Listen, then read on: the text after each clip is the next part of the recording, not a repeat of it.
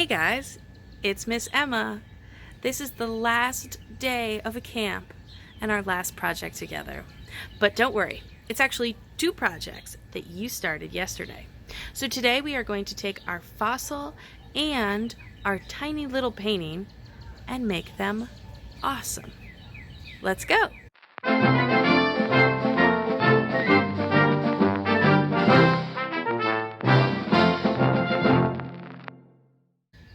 Hey campers! Alright, so I just want to remind you guys, since we are painting today, we're going to do what we have done before, which is protect ourselves and our work surface.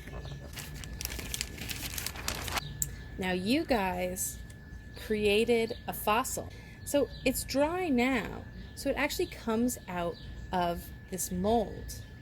And this is ready to paint.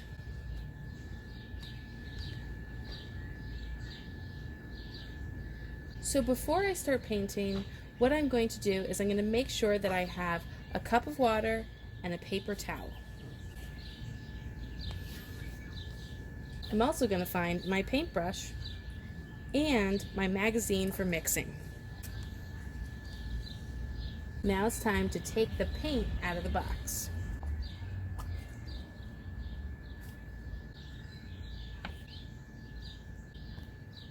Now, do you guys remember when we painted our color wheels, how we mixed all the colors up together?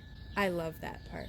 I'm actually going to do that again now because I want this fossil to look like it's made of stone. Maybe you can even trick your parents into thinking you found this in the backyard.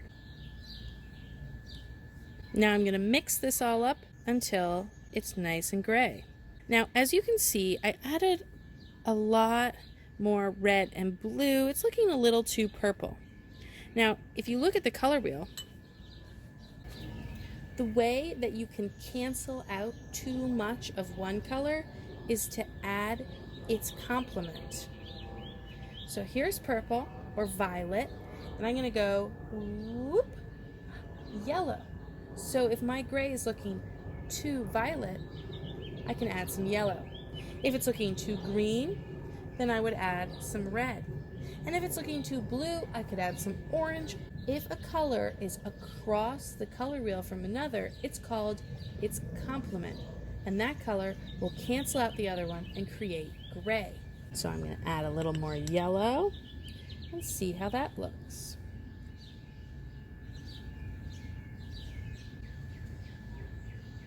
Oh, it's perfect. All right, now let's paint.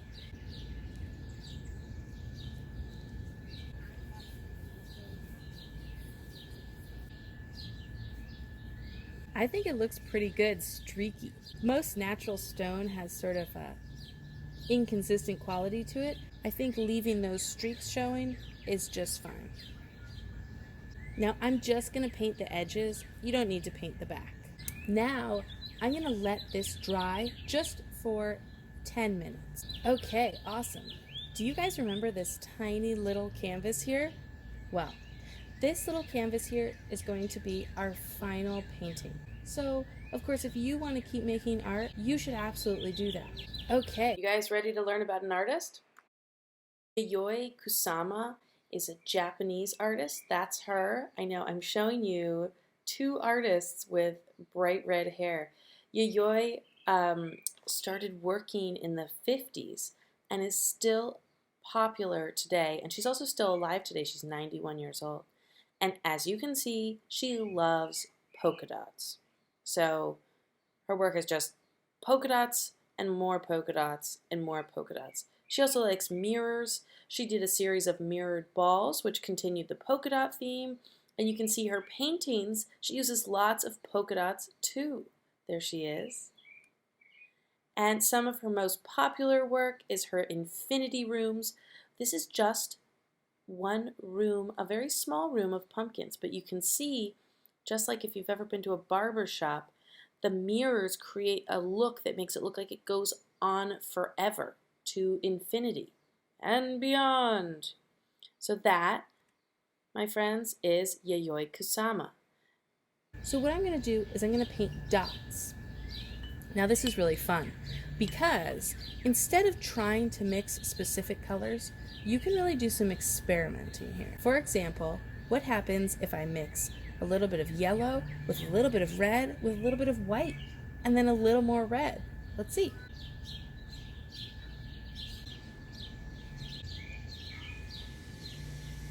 This makes sort of a peachy coral color. I'll call that coral. Now I'm going to leave that there and make some more colors.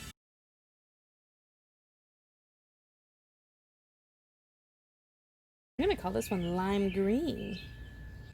And I'm going to call this one cobalt blue or sky blue. Now I'm going to use these colors to make a pattern of dots all over my canvas.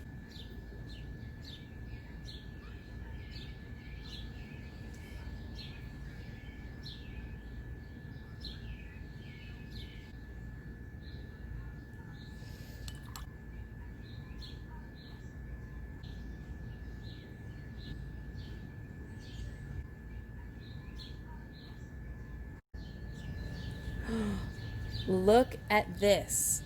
This is exactly what I wanted. And you'll notice that I chose to put my coral color over the yellow where it would stand out, instead of putting it over the red where I thought it might blend in or disappear into the background.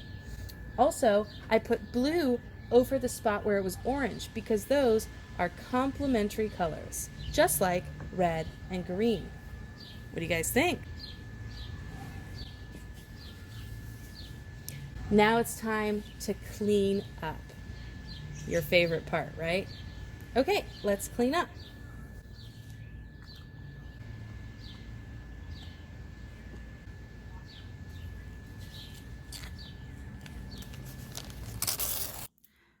All right, campers, I'm just going to show you guys my personal collection of fossils here.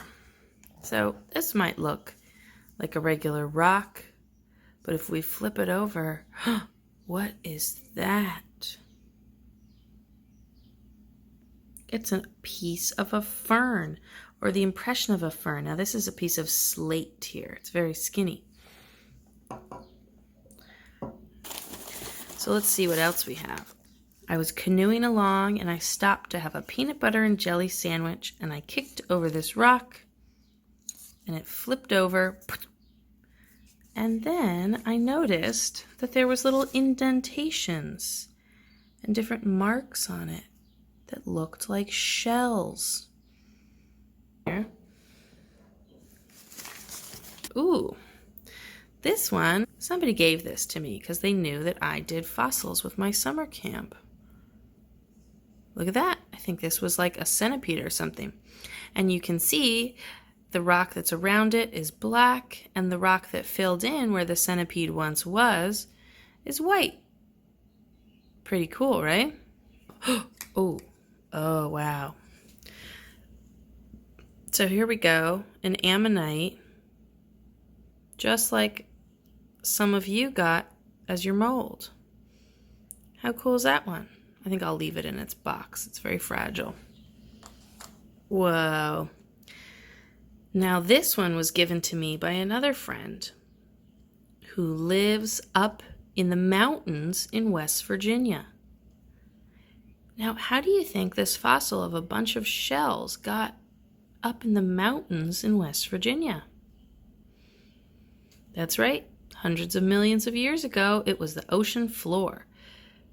And over time, it got pushed up, up, up. Right? You can see those layers of sediment on the side. Whoa.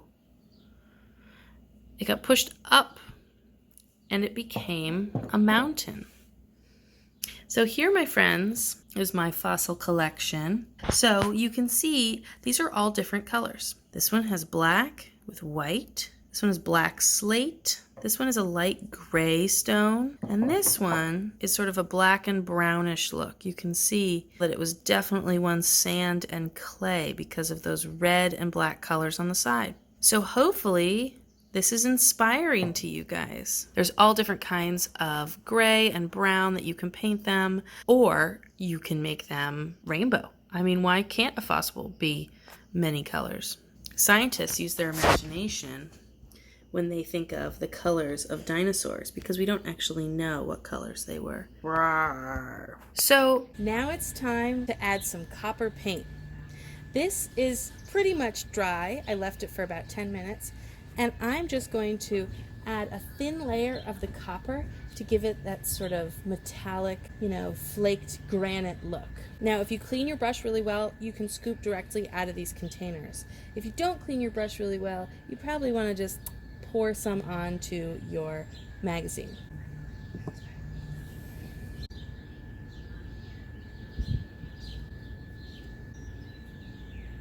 All right, how cool is that? So now we have our fossil, and I'm going to put this to dry. And if I wipe off my hands, I can take this painting and put it on its little easel. How cool is that? Okay, now it's really time to clean up, and that means put my smock away, pick up all this newspaper, rinse out that glass of water, and so on. So go ahead and take some time to do that now. Great job, guys. You really did so amazing this week. I loved seeing all of your artwork and getting to know you guys. And I hope that maybe later this summer, you'll do a sculpture week with me. So thank you so much. This week has been perfect. I am extremely excited to see all of you guys in real life next summer. Thanks again. Bye-bye.